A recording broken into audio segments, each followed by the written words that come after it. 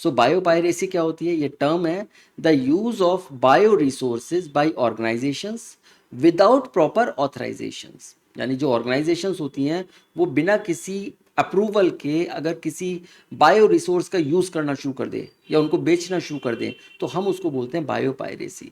अब ये कार्टून एक बहुत अच्छा है। ये देखिए यहाँ पर ये आदमी है, इसने क्या किया, ये अफ्रीकन कोई लेडी है जो कि एक नॉर्मल फ्रूट्स बेचती है। उसने एक पर्टिकुलर फ्रूट को लिया और उसको उसने ग्रो करा और ग्रो करके उसका पेटेंट ले लिया, राइट। और यहाँ पर फिर उसने एक पर्टिकुलर बहुत हाई प्राइस टैग लगा दिया कि ये आप तो बेच नहीं सकती, इसको तो रोक रहा है ये, और साथ में बोल रहा है कि मेरा ये इतने में बिकेगा, ये ज़्यादा में होगा। तो दिस इट शोज कि ये बायोपायरेसी किस तरीके से होती है। Alright, now industrialized nations, they are rich but poor in biodiversity and traditional knowledge।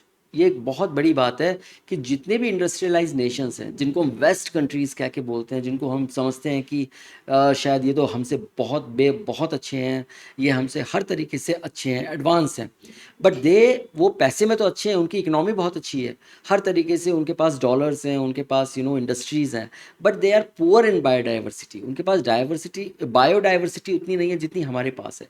Biodiversity का मतलब है कि जो लिविंग फॉर्म्स हैं लाइफ की, चाहे प्लांट्स हो या एनिमल्स हो, जितने आपको इंडिया के अंदर मिल जाएंगे उतने आपको और बाकी की जगह पर या अफ्रीका के अंदर मिल जाएंगे, वो बाकी की जगह पर आपको शायद नहीं मिलेंगे। एंड ट्रेडिशनल नॉलेज, जो हमारी नॉलेज है, जो ट्रेडिशनल नॉलेज हमारी आती आ रही है, एंशियंट टाइम से आती आ रही है, वो नॉलेज उनके पास नहीं है। तो ये जो चीज़ है ये इसमें पुअर है, बट उनके पास पैसा बहुत है, right. Now developing and under developed world is rich in biodiversity and traditional knowledge related to bio resources. हम लोगों को पता है, आज भी हमें पता है कि भाई अगर हमको खांसी हो जाती है तो हमको शहद के अंदर अदरक का रस, उसको थोड़ा सा गर्म करके और हल्का सा उसके अंदर जो नमक होता है, काला नमक डाल के अगर हम बच्चों को देते हैं तो उनसे उनकी खांसी कुछ दिनों में ठीक हो जाती है। तो ये नॉलेज हमारी आज की नहीं है, ये नॉलेज हमारी एंशियंट है और ये एक जनरेशन से जनरेशन पास ऑन होती रहती है।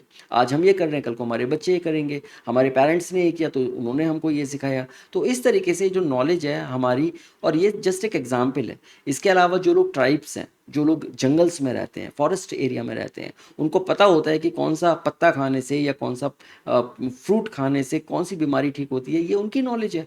अब वो नॉलेज अगर कोई आदमी, तीसरा आदमी आता है और वो उसको चुपचाप लेके भाग जाता है और उसको पेटेंट करा लेता है कि ये इसका तो ये इफेक्ट है, और वो थोड़ा बहुत इधर उधर दिखा देता है एक्सपेरिमेंट करके और फिर वो उसका पेटेंट ले लेता है, तो that is known as biopiracy. Okay.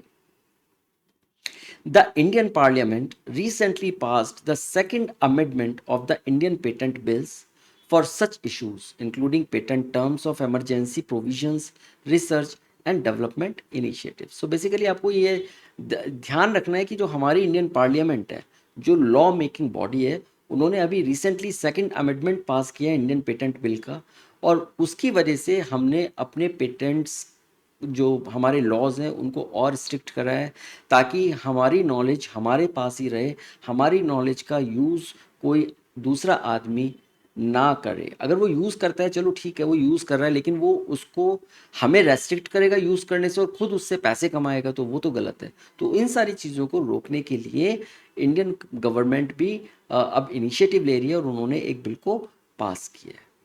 Alright, तो मुझे लगता है कि आज के डिस्कशन से आपको ये क्लियर हो गया होगा कि एथिक्स क्या होते हैं, बायो एथिक्स क्या होते हैं, बायो पायरेसी क्या होती है, पेटेंट क्या होता है, और किस तरीके से ये सारा का सारा फ्रेमवर्क काम करता है, कैसे ये साइंस को गाइड करता है और किस तरीके से ये हमारे को एक सही डायरेक्शन प्रोवाइड करता है।